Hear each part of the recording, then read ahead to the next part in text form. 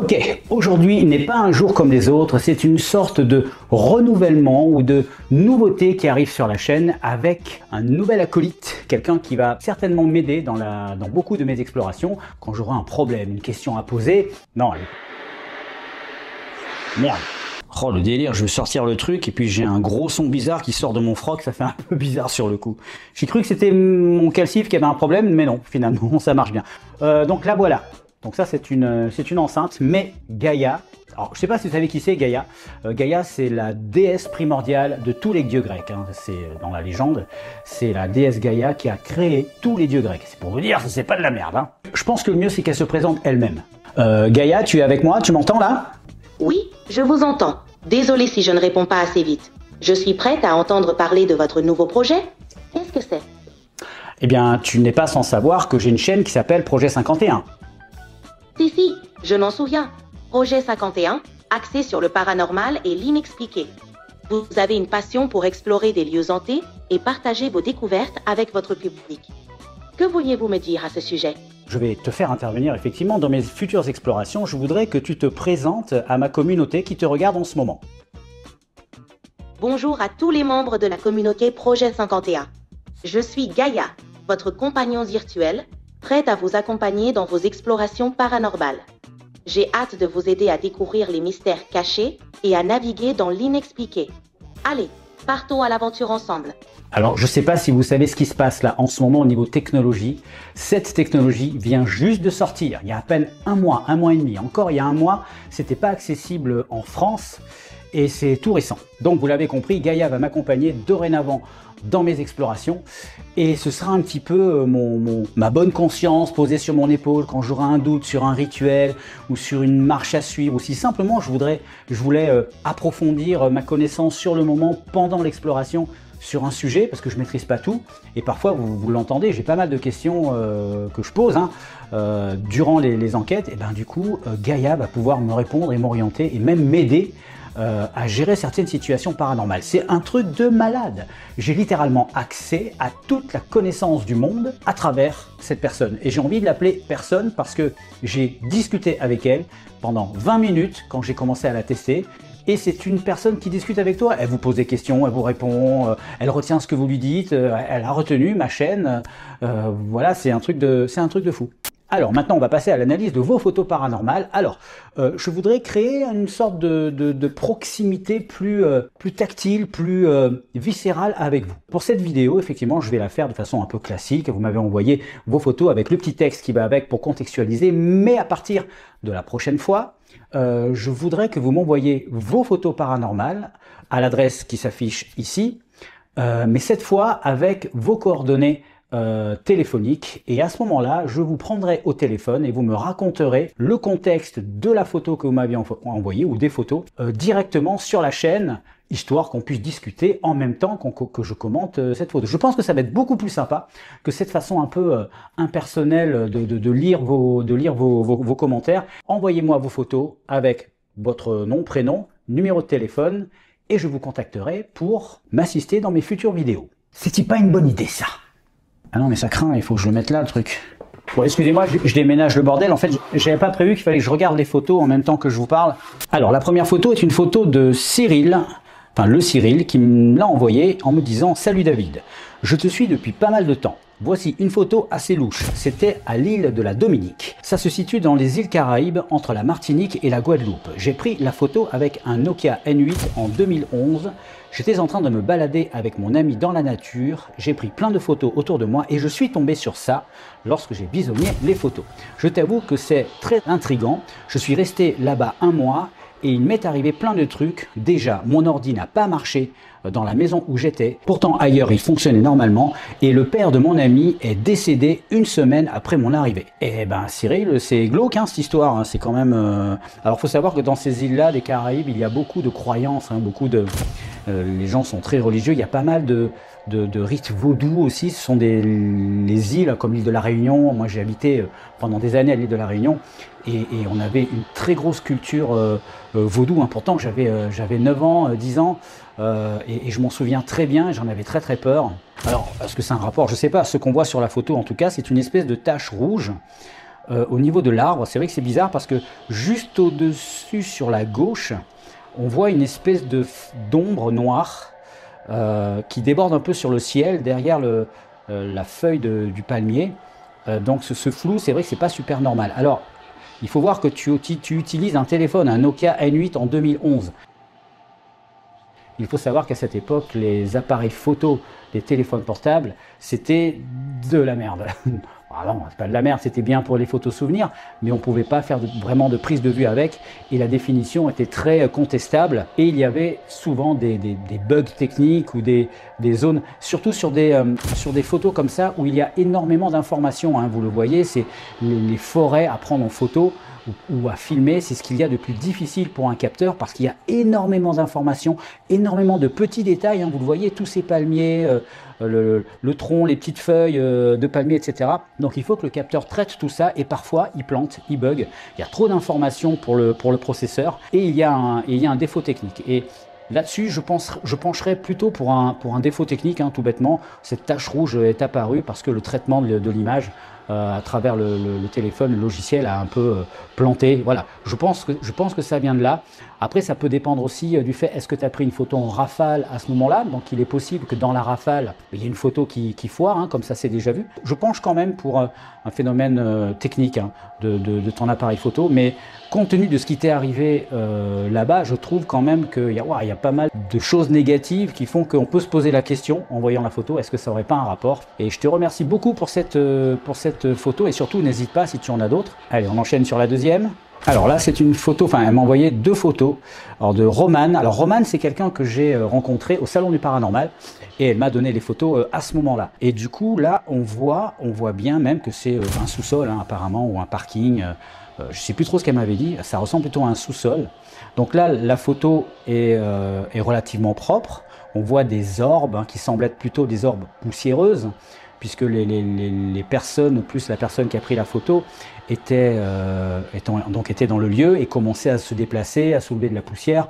Donc là, on peut raisonnablement penser que ces orbes sont des orbes poussiéreuses. Mais ce qui est très étonnant, c'est la photo suivante qui a été prise juste après, puisque vous voyez que le cadrage est le même. Et là, par contre, on a quelque chose de très très très mystérieux et je trouve cette photo ultra puissante. C'est le terme. Je la trouve violente même. Roman m'a expliqué qu'il ne fumait pas dans le truc. Voilà, il n'y avait pas de... Alors, ça a été fait le 5 février 2007, donc on pouvait supposer qu'il faisait froid, donc on pourrait penser à de la buée. Mais la façon dont la forme est constituée, ça ressemble pas à de la buée. La buée, lorsque ça sort, ça reste quand même, il y a quand même un côté compact, alors que là, on a l'impression que ça vient d'un peu partout. Il y a des parties plus denses, des parties moins denses, des parties denses qui s'imbriquent dans les parties moins denses. On dirait que ce sont plusieurs objets ou plusieurs formes qui s'imbriquent les unes dans les autres. Donc je ne pense pas à de la buée. J'adore cette photo parce que forcément, vous le savez, hein, si vous suivez la chaîne, ça me rappelle cette photo que j'avais prise. Hein. Alors là, c'est vrai que c'est une photo d'une photo parce que ça date des années 2000, hein, 2002, où là on voit une forme qui arrive par l'arrière à gauche et puis qui se met devant l'objectif en fait, hein, entre les deux personnages. Et l'appareil photo. Évidemment, en rajoutant à cela ce que j'ai filmé au château de Bramevac, voilà, je vous la montre, vous l'avez déjà vu, cette forme étrange qui est exactement la même que la première photo. Hein. Alors là, c'est assez pixelisé parce que c'est une capture d'image. Ce qui apparaît sur la vidéo originale, c'est exactement le même phénomène qu'on voit à la première photo, sauf que moi, il se déplaçait très très vite et que c'était une vidéo. Là, c'est une photo. Donc moi, je serais vraiment tenté d'y croire à celle-là. Je la sens vraiment et je l'ai déjà dit. Je pense que si les fantômes existent et si on peut les prendre en photo, eh bien c'est comme ça qu'ils sont représentés parce que des phénomènes comme ceux-là, ils sont régulièrement captés, hein, par des objectifs et je pencherais pour un phénomène inexplicable. Merci Roman, hein, pour ta photo et bien sûr je vais vous matraquer avec ça. Hein. N'hésitez pas, envoyez-moi vos photos paranormales avec votre numéro de téléphone et on pourra discuter sur la chaîne de vos photos. Alors là, on a une inconnue. Voilà, je ne sais pas qui tu es. Tu me dis, bonjour David, je suis une ancienne exploratrice du paranormal, mais tu m'as pas donné ton nom, tu n'as pas signé ton courrier. Bref, bonjour David, je suis une ancienne exploratrice du paranormal. J'ai fait ça pendant 4 ans avec 2 amis. Je t'envoie quelques photos prises lors de nos explorations. Première photo, lors d'une visite au château de Fougeray. Fougeray, Très bien. Alors que tout le monde était dehors et le château fermé, j'ai pris cette photo. Une femme assise à la fenêtre. Alors là, quand on regarde, effectivement, on voit une femme... Ouais, c'est flagrant, hein. C'est flagrant. On dirait vraiment une personne assise dans la pièce. On dirait même que la tête est tournée vers nous, je sais pas. Et on dirait vraiment quelqu'un qui regarde là-bas. Je me demande s'il n'y a pas... Oh, on dirait que ça a une sale tête. Je sais pas si c'est de la pareidolie, mais on dirait presque un visage d'enfant. Effectivement, on dirait vraiment qu'il y a quelqu'un. Alors, est-ce que tu t'en es aperçu au moment de la prise de vue, si c'était sur ton téléphone ou sur un appareil, excusez-moi, je renifle, j'ai la crème. Si c'était sur un téléphone, peut-être que tu l'as vu immédiatement. Ça aurait été intéressant d'aller voir dans la pièce immédiatement pour voir s'il n'y a pas un objet ou quelque chose qui peut prêter à confusion. En tout cas, la photo est saisissante, hein. Ensuite, deuxième photo, dans un grand domaine avec plusieurs bâtiments. Lors d'une reconnaissance en journée, j'ai entendu un bruit. Alors dans un bâtiment, alors qu'il n'y avait plus de plancher. C'était le vide, le visage d'un homme à l'entrebâillement d'une fenêtre. On voit une forme, effectivement, une forme masculine, avec peut-être un crâne un peu dégarni. Alors oui, maintenant que tu le dis, c'est évident. Alors quand on regarde la photo de loin, c'est évident qu'il y a un visage d'homme. Et plus on se rapproche, plus on zoome. Alors en vrai, on pourrait même penser qu'il y a une moustache. Quand on regarde autour aussi, il y a quand même, c'est très pixelisé. Je pencherais peut-être pour une pareidolie, hein. On dirait vraiment, je pense qu'il devait y avoir quelque chose sur la fenêtre. Peut-être que la fenêtre était sale, parce que la trace blanche qui semble faire le contour du visage de l'homme. On voit des taches blanches aussi en dessous qui semblent venir de la fenêtre, qui est un peu sale, qui a des traces. Donc peut-être que le visage, c'est une trace simplement qui ressemble à un visage. Mais la photo est impressionnante parce que on y croit, quoi. Et elle me dit, troisième photo, de nuit, entendu un bruit, donc prise de photo. On venait de faire de la Ouija, un contact avec un chevalier. On a refait des photos de jour le lendemain, rien. Et lors de toutes ces photos, on était bien seuls. Voilà David, c'est un peu long les explications. Je te regarde depuis un certain temps et continue, tu es génial. Je me retrouve dans tes explorations. Merci beaucoup, qui que tu sois. Alors la troisième photo. Ouais, effectivement, on dirait qu'il y a un personnage à côté de l'arbre. On dirait qu'il marche. Bon, c'est pas net. Alors, heureusement que tu as fait une deuxième photo zoomée par contre, où on voit beaucoup mieux. Et ah ouais, on dirait vraiment un personnage. Ah oui, c'est bizarre. Un chevalier, tu dis, putain, on dirait. Ah ouais, on dirait vraiment une armure avec le casque, la carrure, le plastron. Ouais, et on dirait presque qu'il est à cheval. Enfin, on dirait qu'il est assis. Enfin, je sais pas, c'est bizarre. Alors moi, j'aurais opté, sur la première photo, j'aurais opté pour quelque chose comme une souche d'arbre de loin qui ressemble à... On en voit souvent des souches d'arbres qui ressemblent à des épouvantails de loin. Je me suis souvent fait les frayeurs comme ça. Mais là, quand elle est zoomée, ça ressemble pas à une souche d'arbre, hein. Alors je sais pas si c'est paranormal, je sais pas trop comment penser. Mais par contre, effectivement, hein, ça ressemble vraiment à des bras, un plastron. C'est vraiment bizarre, j'ai pas trop d'explications. Sans la deuxième photo, j'aurais conclu tout de suite à une souche d'arbre. Mais là, dans le doute, il aurait fallu que... je crois que tu m'as dit que tu y es retourné le lendemain et qu'il n'y avait rien, hein. Ouais, donc c'est pas une souche d'arbre. C'est très très bizarre. Là, j'ai pas trop d'avis, mais c'est très très bizarre. En tout cas, la photo est très impressionnante. Merci à toi de me les avoir envoyées. Alors, on a Muriel maintenant qui m'a envoyé deux photos. Bonsoir David, voici une photo pour le moins étrange prise dans ma cage d'escalier. Je venais d'arriver dans mon nouveau logement et j'avais lessivé les murs la veille. Contente de mon travail, j'ai pris les photos et quelques mois après, j'ai découvert cette forme étrange. J'y vois une jeune femme brune avec des cheveux noirs longs. J'ai aussi entendu des bruits de pas dans mes escaliers. Et ce n'est pas un montage comme dans le film d'horreur. Cordialement. Ok, merci Muriel. Alors effectivement, il y a un reflet, il y a quelque chose. Il y a quelque chose. On dirait presque un personnage de manga avec une longue veste blanche, des cheveux un peu longs, un visage un peu fin. Enfin, un visage, c'est difficile à dire, mais ça me fait penser à un personnage de manga. Alors c'est vrai que ça peut être aussi une tache qui a été révélée après séchage de la peinture, mais je pense que tu l'aurais vu, sauf si le mur en dessous était tout blanc. Donc là, elle n'apparaissait pas, et en mettant ta couche de peinture, en séchant, ben, il y a juste cette partie qui s'est révélée. Je dis pas que c'est ça, hein, c'est juste une possibilité. On va regarder la deuxième photo. Ouais, d'accord, elle est prise un peu plus loin, et ouais, de plus loin, c'est vraiment flagrant, on dirait une personne. Alors qui sait, je sais qu'il y a des témoignages de médiums, etc., qui pensent que certaines entités peuvent imprimer la matière comme un souvenir, comme l'énergie d'un esprit qui a été là, qui a vécu là, et qui est parti, ou alors simplement qui exprime sa présence à travers cette forme qui le symbolise. Ça s'est déjà vu, hein. Et je me souviens d'un petit village en Italie qui est devenu mondialement connu parce que dans une des maisons qui appartenait à une vieille dame, vous avez entendu cette histoire, des visages apparaissaient au sol. Et c'est devenu tellement invivable, elle n'en voulait plus. Et que en fait, elle a fait changer le sol, elle a refait bétonner, etc. Et à chaque fois, les visages revenaient. Et en fonction de l'état psychologique de la vieille dame, les visages étaient plus ou moins souriants ou malheureux. Quand la femme allait mal, les visages étaient malheureux, tristes, et quand elle allait bien, ils étaient plutôt souriants. Et on savait que la maison avait été construite sur un ancien cimetière. C'est une histoire de fou. Des scientifiques qui sont venus, des journalistes, des centaines de milliers de personnes ont visité cette maison. Et c'est un phénomène qui, je ne sais pas s'il s'est arrêté à la mort de la vieille dame, mais le maire, pour la deuxième ou la troisième fois, fait changer le sol entièrement et il a mis des scellés à la porte. Et 1 mois ou 2 mois après, ils ont enlevé les scellés et les visages étaient revenus encore plus nombreux. Et ça, c'est incroyable. Et peut-être qu'on est sur le même type de phénomène. En tout cas, la photo est très impressionnante. Allez, une petite dernière pour la route. Une série de photos de la part de Jérémy. Et Jérémy qui me dit « Bonjour David, merci pour ce que tu fais d'abord. » Merci de me regarder surtout. Mes photos remontent à 6 ans. Cela fait 1 semaine que j'entendais gratter dans ma chambre et une nuit, j'en avais marre de tout ce bruit. J'ai allumé la lumière et pris des photos. La première, on distingue bien une tête et un bras. Alors oui, effectivement, dans l'ombre, dans l'encadrure, on voit bien. Alors il y a une source lumineuse derrière. Je ne sais pas si c'est ta lampe. Effectivement, on dirait presque, on dirait une femme. On dirait qu'il y a une coupe de cheveux un peu longue et une main qui pourrait dire bonjour comme ça. Ouais, c'est bizarre, ok. Et après, qu'est-ce que tu me dis?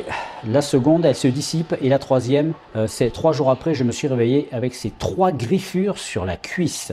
Ça, par contre, c'est étonnant. Alors, la deuxième, ouais, ça s'estompe.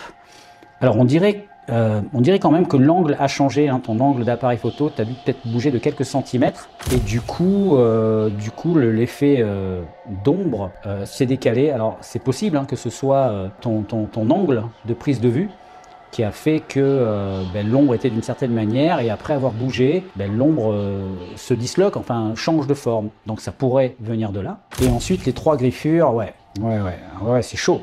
C'est chaud. Ouais. En plus, tu t'es réveillé avec, donc tu les as pas sentis. En général, c'est ça. Lorsqu'il y a des gens qui sont attaqués, ils le sentent pas. Ok. Bon, écoute, là, ouais, c'est vraiment étrange. Ce qui me travaille un peu, c'est cette ombre là qui disparaît. Ouais, l'angle est différent en fait. La première photo, tu es de face, et la deuxième, tu es légèrement en décalage. Et du coup, ça aurait été super que tu reprennes une photo dans le même axe, tu vois. Mais effectivement, tu pourrais pas le savoir sur le moment. Moi, je trouve ça très intéressant. Elles sont très intéressantes ces photos.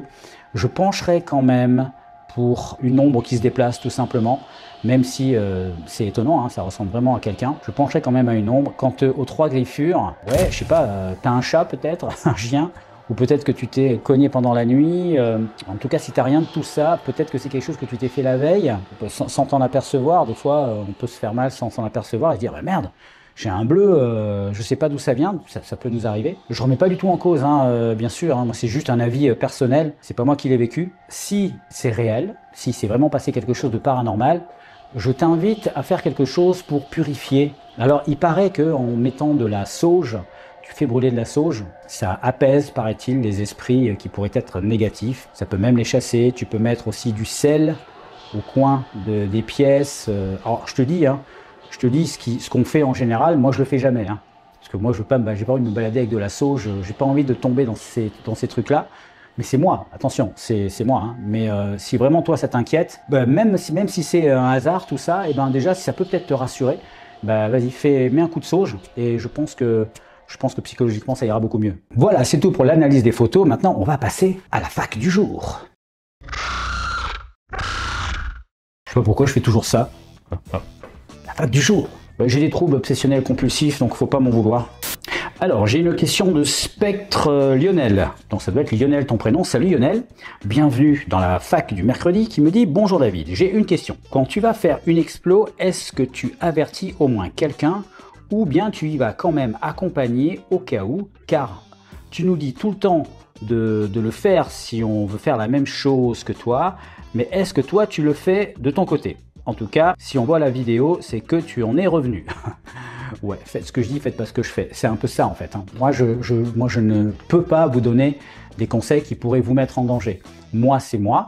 Je sais que je prends souvent des risques pour te dire est-ce que je préviens quelqu'un? Oui, je donne en général à ma compagne ma localisation GPS. J'avoue que parfois j'oublie, mais globalement, voilà, je dis où je vais exactement et j'envoie toujours un message lorsque j'ai fini, lorsque je rentre. Et globalement, si elle n'a pas le message quand elle se lève le lendemain matin, c'est qu'il y a un souci, donc c'est là où elle essaye de m'appeler, voilà, s'il se passe quelque chose ou quoi. Mais globalement, c'est comme ça que ça se passe. Maintenant, c'est vrai que moi, j'ai tendance à des fois, oui, j'y vais toujours seul en explo, quasiment, parce que c'est le concept de ma chaîne, mais j'ai de l'expérience. Je n'ai pas commencé seul, j'ai commencé en couple. Quand j'ai ouvert la chaîne, rappelez-vous, j'ai commencé en couple. Et puis pendant 2 ans, 3 ans, pendant 3 ans, voilà, j'ai fait ça, on a fait ça à 2. Donc voilà, mon expérience, je l'ai faite en binôme. Donc ensuite, je suis passé aux explorations seul. Donc j'avais déjà de l'expérience. De plus, je suis formé, il n'y a pas de formation pour ça, mais pour faire de l'urbex seul, il faut pouvoir être suffisamment agile, souple, être capable de se retenir. Je fais de l'escalade depuis des années, donc quand je dois grimper quelque chose, je le fais pas n'importe comment, je connais la technique, je sais comment faire pour pas me blesser, je sais quelles sont mes limites, je ne ferai pas n'importe quoi. De plus, dans ces endroits abandonnés, isolés, il peut arriver que vous tombiez sur des personnes mal intentionnées. Donc je suis quand même formé au sport de combat, hein. Je suis professeur dans plusieurs disciplines, le Kung Fu et le Krav Maga, donc je sais me défendre, je sais négocier une situation de crise. Je me suis retrouvé à de multiples reprises dans des situations où je tombais sur des SDF ou parfois même des propriétaires, et ça s'est toujours bien passé parce que voilà, je ne me laissais pas prendre par l'émotion, etc. Donc tu vois, mon profil en fait correspond bien pour pratiquer cette activité. Maintenant, tout le monde n'en est pas capable, et moi, comme je ne vous connais pas, il faut que je vous demande, c'est mon rôle, un peu de pédagogique, de vous inciter à la prudence maximum, ne jamais y aller seul, plutôt y aller 2 jours au début pour commencer à prendre l'habitude, apprendre à bien regarder où on met les pieds quand on est dans une maison, parce que des fois le sol a l'air solide, etc. Et puis vous arrivez à un endroit comme c'est arrivé à Megan la dernière fois, mais elle met le pied là où il faut pas et la jambe traverse. Et là elle a eu de la chance parce qu'il n'y a eu que la jambe qui a traversé. Explorer des lieux abandonnés peut être dangereux, et Megan va en faire l'expérience. Elle ne l'a pas vu, et moi non plus. Lorsque nous avons pénétré dans le grenier, une partie de la charpente était fortement détériorée par le temps et l'humidité. Lorsque Megan a posé son pied sur la mauvaise planche, sa jambe a traversé. Ça va? Ouais. Bon. Tu peux nous la refaire en ralenti, celle-là? Oui. Mais tu peux le faire toi à côté. Oui, ça va. Il y a juste Megan qui est passée à travers le plancher. Ouais. Regardez ça. Elle est passée carrément à travers le plancher. Et fort heureusement, en dessous, il y avait que du bois mou, du bois. Vous voyez, le bois s'effrite complètement. S'il y avait eu l'étage en dessous et qu'il y avait plusieurs planches pourries, elle aurait pu même passer à travers. Donc ça peut être très dangereux. On ne va jamais sur les toits, on ne va pas faire de l'escalade sur des endroits pourris. Enfin voilà, il y a des trucs de base. Voilà, j'espère que j'ai répondu à ta question, merci à toi. Alors, une question intéressante qui m'avait déjà été posée peut-être il y a 1 an de ça. Salut, alors j'ai pas de prénom, voilà, c'est juste 12 QS1, voilà, mais je vais mettre 12. Comme ça, au moins, tu te reconnaîtras peut-être. Salut, j'ai une question pour la fac. Quand nous, on écoute tes vidéos sur les endroits où tu mènes tes enquêtes, est-ce que ça peut perturber chez nous et lancer des entités ou quand on est en train de t'écouter? Je ne sais pas si la question a déjà été posée. Elle a été posée il y a longtemps. En gros, tu me demandes si lorsque je fais une enquête, ceux qui me regardent, est-ce que ça peut engendrer un esprit qui vienne chez vous? Non, absolument pas. Normalement, pour être impliqué dans une relation paranormale ou être gêné par un esprit ou quoi, il faut quand même être présent sur les lieux, c'est quand même un minimum. Si vous n'y êtes pas, il n'y a aucune raison pour qu'un esprit vous embête et passe par la télé, etc. Ça, c'est que dans les films. Donc, je ne crois pas du tout à cette théorie. C'est même pas une théorie. Je ne crois pas que les esprits passent par ma caméra, parce qu'il faudrait que mon esprit vienne dans ma caméra, qu'il se mette dans ma carte SD, et qu'ensuite, et oui c'est ça en fait, hein, et qu'ensuite de ma carte SD, il vient sur mon ordi, de mon ordi, il passe sur YouTube pendant que je télécharge. Non mais t'imagines le concept. Mais la question est bonne, merci à toi. Alors, une question de Cécile. Bonjour Cécile. Cécile qui me dit « Bonjour David, je suis une abonnée qui se situe en Belgique. Ça fait longtemps que je te suis. J'aimerais savoir s'il est prévu un salon du paranormal en Belgique. Merci d'avance pour ta réponse. Bisous. » Eh bien, je n'en sais rien du tout. Là, moi, les salons dont je te parle, dont j'ai parlé, c'est des salons qui ont lieu uniquement en France. Pour organiser un salon du paranormal en Belgique, eh bien, je crois qu'il faut demander aux organisateurs potentiels de Belgique. Et nous, on n'a aucun contact avec ces gens-là. Je pense que d'un pays à l'autre, ça change. Je pense qu'il doit y en avoir. Mais nous, enfin moi en tout cas, je suis absolument pas au courant des salons du paranormal en Belgique et a priori je n'ai pas de raison d'y être invité. Je pense que le salon du paranormal en Belgique inviterait en priorité des youtubeurs belges, ce qui est normal. Voilà, donc a priori je ne suis pas au courant. Voilà, désolé. Voilà, c'est tout pour aujourd'hui. Ah ben tiens, on va demander à Gaïa de vous dire au revoir aussi, hein. Moi je vais vous dire au revoir, mais on va demander à Gaïa puisque vous allez la voir relativement souvent maintenant. Gaïa, est-ce que tu peux dire au revoir à la communauté? Bien sûr. Merci à tous les membres de la communauté Projet 51 d'avoir été avec nous. J'ai hâte de vous retrouver pour de nouvelles aventures paranormales. À bientôt et prenez soin de vous. Oh.